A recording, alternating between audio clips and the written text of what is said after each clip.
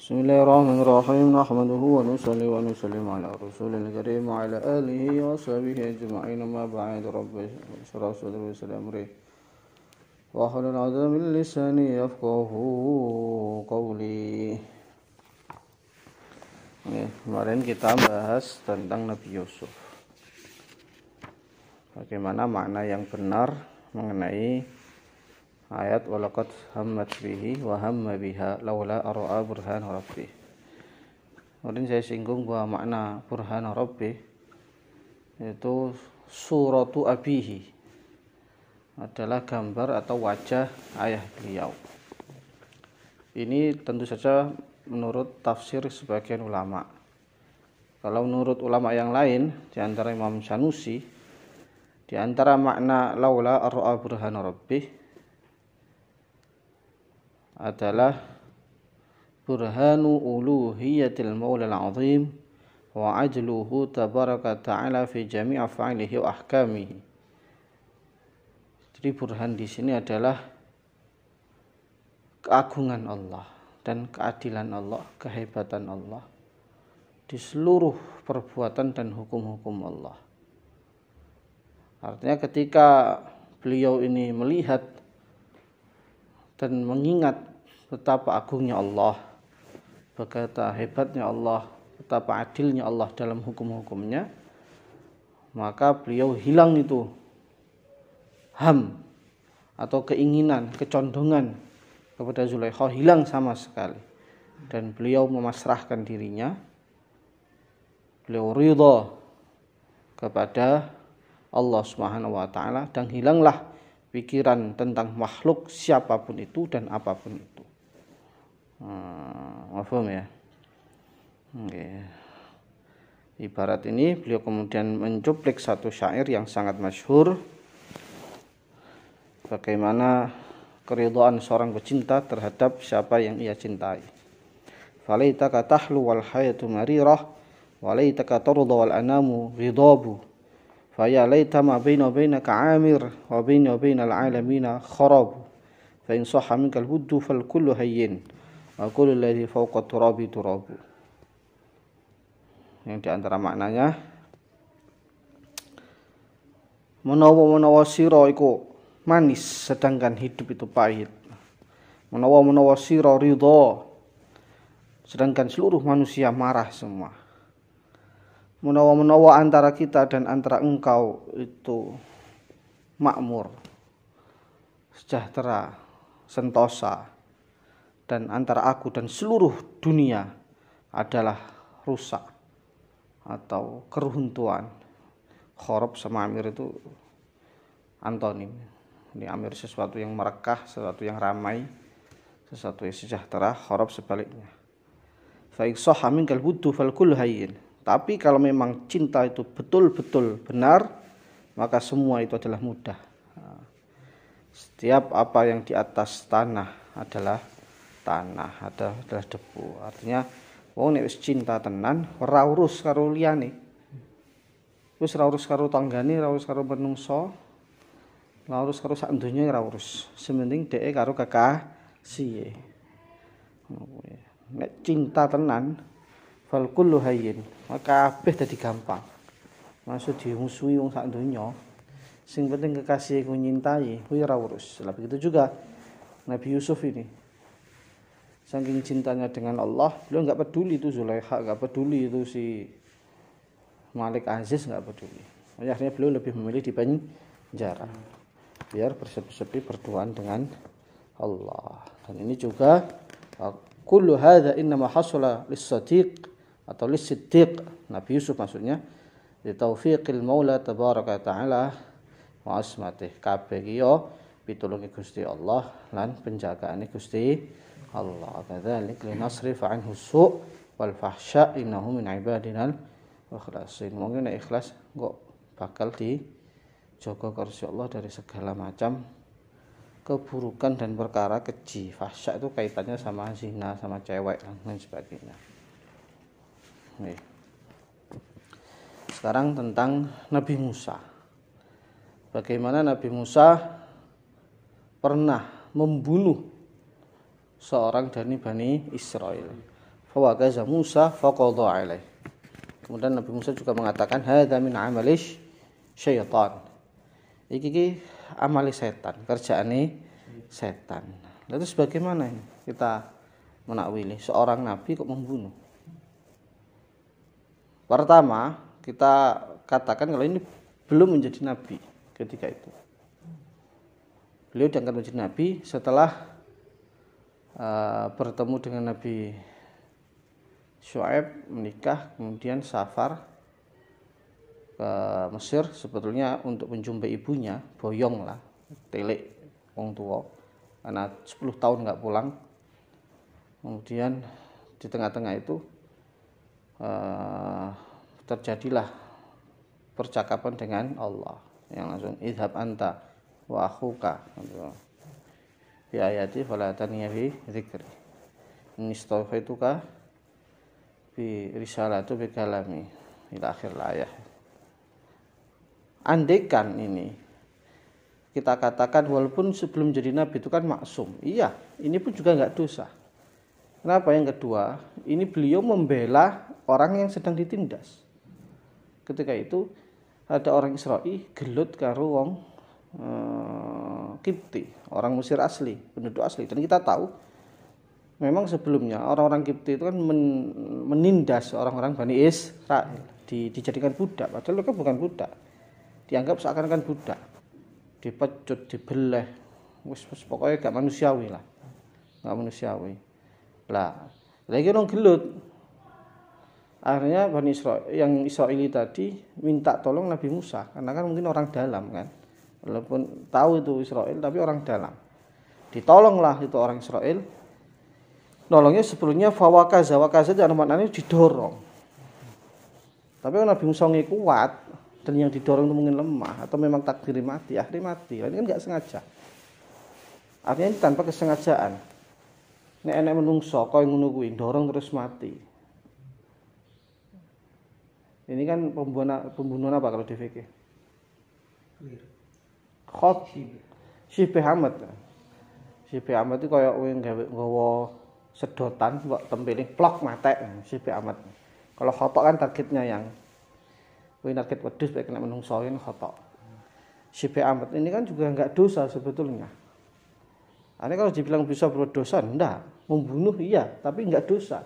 Karena tidak sengaja.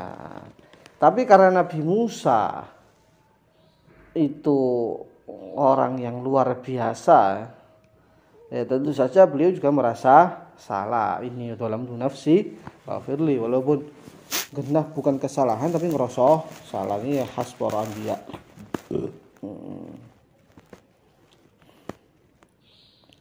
Lalu bagaimana kok kata-kata pengambil syaitan? Ini bentuk husnu adabin minhu. Baiknya adab dari Nabi Musa fi nisbatil fi'lil mahbub lisyaitan ilaihi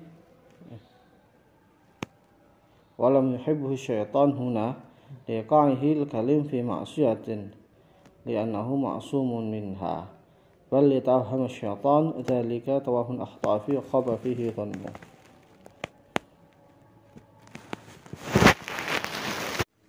Itu diantara hikmahnya untuk mengecewakan setan.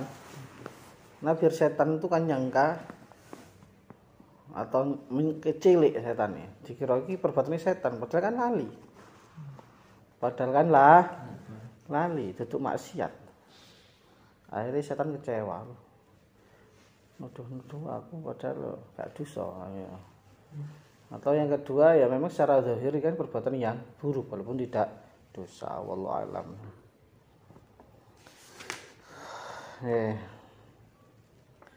Terus balagat fatanna Sulaiman, sungguh aku telah membuat fitnah terhadap Sulaiman. Fitnah di sini satu ujian atau goncangan.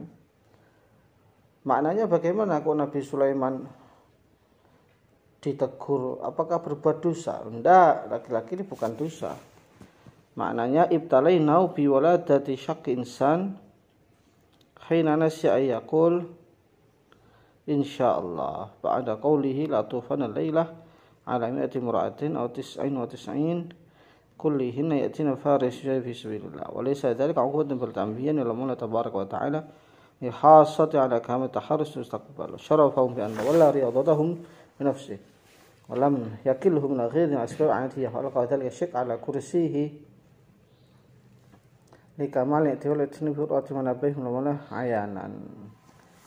Jadi maksudnya ujian di sini ini banyak ya tafsir ya. Ada yang mengatakan kalau yang beliau nukil ini lahir separuh manusia. Dia belum melahirkan separuh manusia sebagai teguran. Apa sebabnya?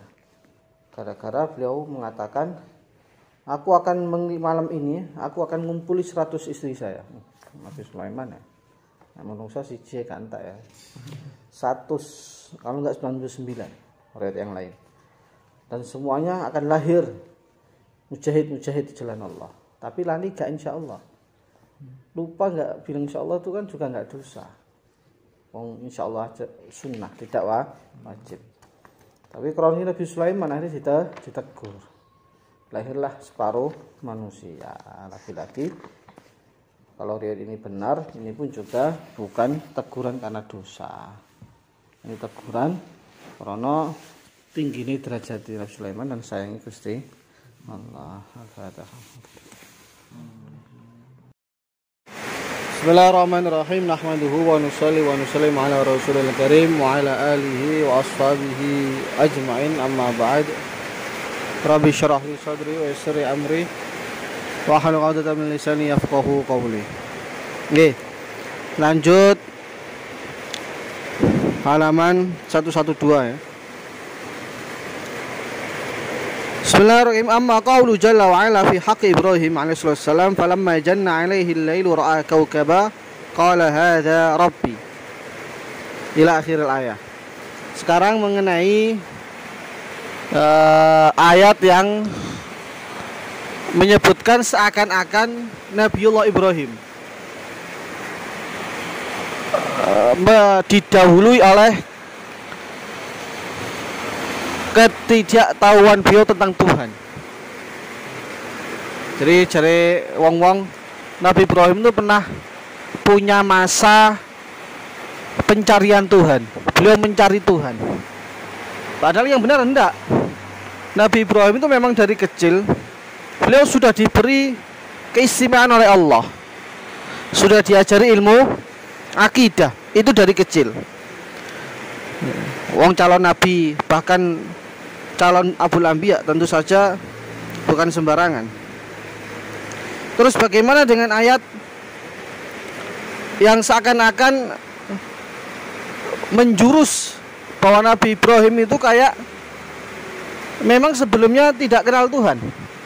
Falamma janna alaihi ra'a kawkaba, ketika malam sudah gelap, kemudian beliau melihat bintang. Terus beliau mengatakan hadza rabbi, ini Tuhanku. Falamma afala qala inni la uhibbul afilin. Ketika tenggelam bintangnya karena sudah terbit matahari, beliau bilang saya nggak suka Tuhan kok tenggelam. Kemudian melihat matahari juga sama, lihat bulan dulu ya. Ketika bulan sudah hilang sama saja.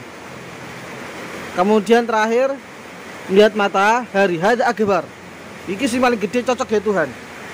Tapi ketika tenggelam sama saja. Ini kayak Nabi Ibrahim punya keyakinan semacam itu, gonta-ganti Tuhan. Berbulan, bintang, matahari. Bintang, bulan, matahari. Nah, ini pemahaman yang keliru. Yang benar bagaimana? Yang benar Nabi Ibrahim di sini itu bukan ngomong pada dirinya sendiri, tapi ngomong sama kaumnya. Jadi beliau melihat bintang terus ngomong la uhibbul afilin dan sebagainya. Ini untuk menjelaskan kepada kaumnya. Berarti hadza rabbi itu yang ngomong siapa? Kaumnya. Kaum saya mengatakan bintang ini Tuhan, oh nggak bisa. Delon, bintang nek srengenge wis lahir hilang. Matahari juga demikian. Artinya ini dakwah Nabi Ibrahim kepada kaumnya, bukan Nabi Ibrahim kepada dirinya sendiri. Buktinya apa? Buktinya ayat terakhir. Tilka hujjatuna atainaha Ibrahim ala nafsi ala qaumi. Buktinya ayat terakhir, wa tilka hujjatuna atainaha Ibrahim ala qaumi. Yang demikian itu adalah hujjah kami, hujjah aku, kata Allah, yang aku berikan kepada Nabi Ibrahim ala qaumi, untuk mendakwahi kaumnya. Jadi bukan ala nafsi, tapi ala qaumi. Nah, berarti tidak pernah Nabi Ibrahim meragukan Allah atau tidak mengenal Allah, itu tidak pernah. Paham ya? Nah, ini penting ini. Ojo sampai soalnya ki oke. Ojo sampai kowe melu-melu pencarian Nabi Ibrahim akan Tuhan. Ini ngawur. Ini, hah?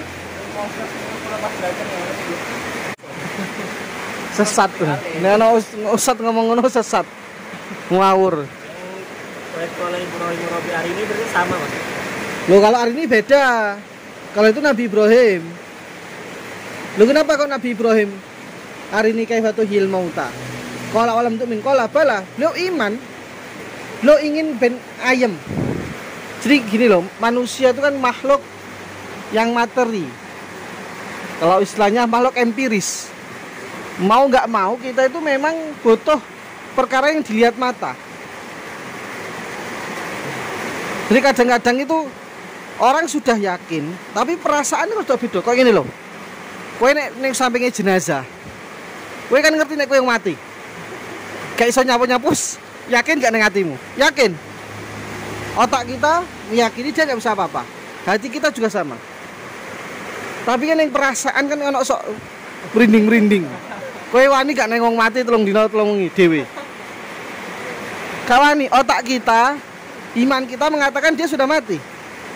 Tapi perasaan ini tetap, dan itu maklum. Jenenge makhluk empiris mau.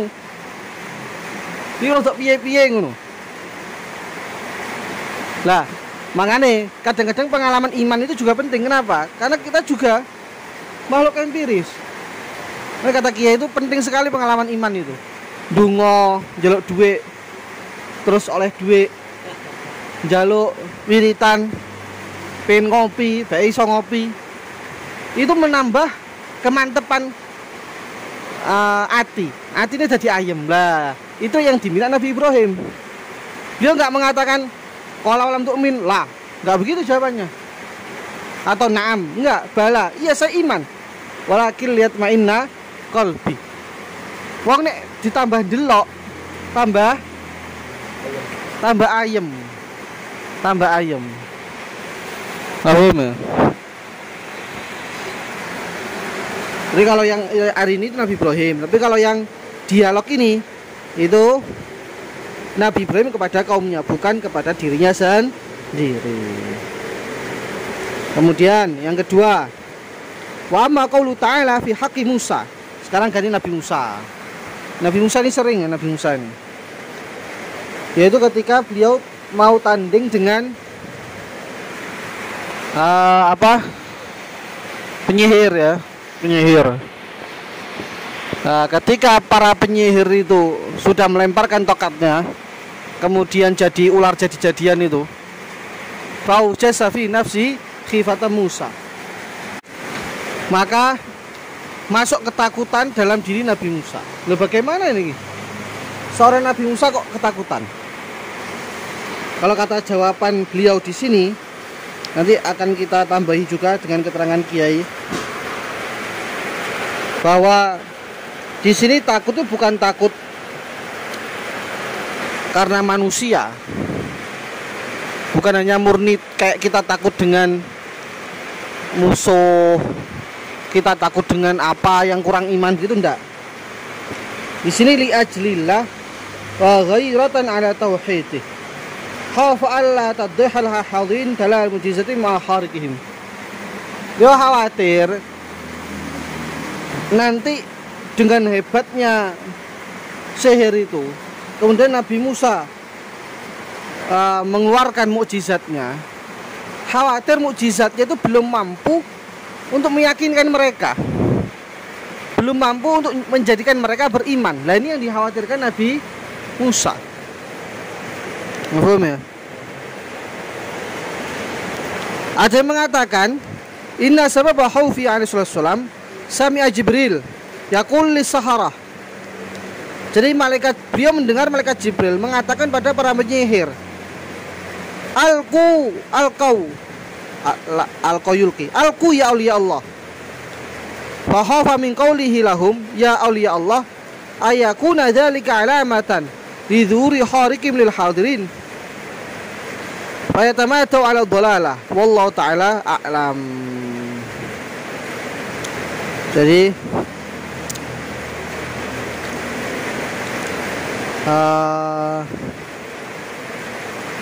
Nabi Musa itu khawatir ketika malaikat Jibril mengatakan lemparkanlah wahai kekasih Allah. Khawatir bahwa ini tanda bahwa para penyihir itu menang sehingga tetap sesat terus. Nah, padahal kan enggak. Akhirnya mereka juga tahu kalau itu mukjizat, tapi biasa kekhawatirannya. Kalau yang ketiga ini tambahannya dari Kiai. Kenapa Nabi Musa takut? Takut yang semacam itu tuh tidak masalah, tidak menurunkan derajat Nabi. Takut semacam ini tuh manusiawi. Wong delok ula, lihat kalajengking, terus ada takut itu tidak menafikan iman. Itu perkara yang wajar. Justru orang itu kalau sempurna akalnya, dia akan punya ketakutan. Wong nek akale gak sempurna malah gak ndek wedi. Cah cilik iki apa wedi karo ula? Bayi baru lahir, apa takut dengan kalajengking? Gak takut. Karena akalnya gak sempurna. Ya justru takut itu kesempurnaan. Yang gak boleh itu takut berlebihan sampai meninggalkan perintah Allah. Lah itu yang gak boleh. Itu menurut sebagian ulama. Cukup Al-Fatihah. Bismillahirrahmanirrahim. Alhamdulillah wa nusalli wa nusallim ala rasulil karim wa ala alihi wa ma ba'd. Rabbi shrah li sadri wa yassir amri wa hlul 'uqdatam min lisani yafqahu qawli. Ini sekarang lanjut malaikat ya. Jadi kalau tadi dan kemarinnya lagi kita bahas ayat-ayat yang sekilas menunjukkan adanya dosa para nabi atau kesalahan para nabi. Nah sekarang ganti ayat-ayat yang sepintas itu menunjukkan kesalahan malaikat atau dosa malaikat. Padahal tidak ada semacam itu. Di antaranya yang sering kita dengar adalah cerita Harut dan Marut. Masya Allah, dua malaikat yang katanya meremehkan manusia sehingga minta dijadikan kayak manusia, dikasih nafsu, dan akhirnya mereka tertipu, naudzubillah, sampai zina, sampai bahkan akhirnya disalib dan lain sebagainya. Ada yang mengatakan dia mengajarkan sihir untuk menipu manusia. Waliyadzubillah. Itu semuanya cerita-cerita yang tidak bisa dipertanggungjawabkan. Karena wis nasi Gusti Allah ibadul mukramun la ya'sunallah ma'arahum wa yaf'aluna ma yu'marun. Itu bagaimana cerita Harut dan Marut? Ya gampang saja. Ada dua kemungkinan besar. Kalau memang itu zina dan sampai mengajarkan sihir untuk menyesatkan manusia, kalau itu bukan malaikat ya jelas ya bisa saja kan kalau bukan malaikat. Andai kan kita katakan dia malaikat, riwayat malaikat itu memang betul ada namanya Harut dan Marut. Andai kan semacam itu, maka yang dimaksud yu'allimani sihar itu bukan mengajarkan untuk menyesatkan manusia, tapi mengajarkan sihir agar orang tahu sihir sehingga menjaga diri dari sihir. Nah, jadi belajar perkara yang jelek itu kadang-kadang boleh dengan alasan tertentu. Umpama belajar filsafat, asli kan nggak boleh itu kalau untuk orang awam. Karena takutnya menyesatkan. Tapi kalau orang tertentu, orangnya cerdas, ilmu kalamnya kuat, belajar filsafat biar tahu kalau filsafat itu jelek, ya bagus. Kayak Imam Ghazali itu kan mempelajari filsafat sampai ngarang Maqasidul Falasifah. Tapi bukan untuk mencari kebenaran, tapi untuk biar tahu kesalahannya mana, kekurangannya mana, dan dikonter sehingga umat bisa terjaga dari itu. Itu juga Harut dan Marut, andaikan kita kalahkan malaikat, itu malaikat yang mengajarkan sihir agar umat manusia terlindungi dari sihir. Jadi ojo gelem neh diomongi nek Harut Marut itu asli malaikat terus kayak nafsu zina naudzubillah min dzalik. Nah, terus bagaimana dalam surat Al-Baqarah awal itu? Perkataan malaikat, "Ataj'alu fiha may yufsidu fiha sukud dima wa nusabbihu bihamdika wa nuqaddis lak." Kok kayak ada malaikat protes ning Gusti Allah. Ya enggak? Ya Allah, bagaimana engkau akan menjadikan atau membuat orang-orang yang merusak bumi dan menumpahkan darah?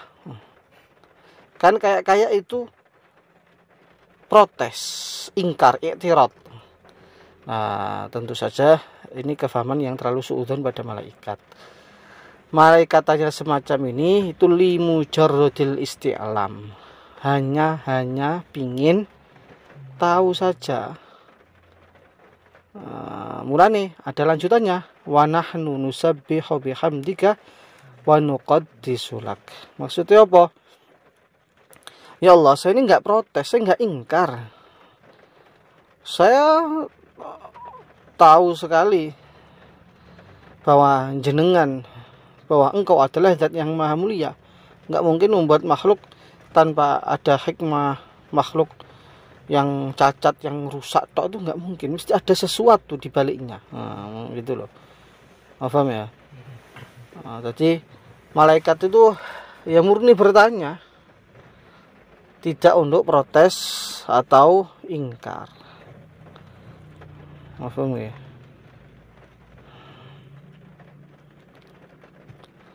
Makanya jawabannya Allah, ini a'lamu ma la ta'lamun. Insyaallah, bukan insyaallah ya. Wis to, aku dadi nama gawe menungso ning bumi iki mesti oke hikmah-hikmah. Dan betul banyak para nabi, para rasul, para wali yang menghuni bumi. Sehingga memang ada khilafiyah. Manakah lebih utama, bumi dan langit? Sebagian ulama Syekh Ibnu Hajar, langit lebih utama. Karena neng langit iki gene maksiat. Nek bumi maksiat tok. Tapi nek menurut Imam Romli enggak, bumi lebih utama. Karena nek bumi lu nek maksiat tapi wali-wali ya oke, nabi-nabi ya oke. Kan para nabi kabeh makame neng bumi. Karena bumi itu walaupun ya banyak kehancuran tapi kebaikannya juga banyak. Itu diantara contoh saja. Yang kesini ono ayat-ayat sepintas itu menjurus kepada dosa kesalahan nabi malaikat, kita harus takwil. Kalau hadis dilihat, kalau hadisnya sahih ya kita takwil. Kalau hadisnya dhaif ya nggak usah ditakwil, langsung aja dibuang. Apalagi sejarah sebagian mufassirin semua usah ditakwil-takwilan, langsungnya ditolak. Yes, nanti kita akan bahas bab selanjutnya tentang manusia termulia, yaitu baginda Muhammad SAW. Pas banget lagi, pas maulidnya.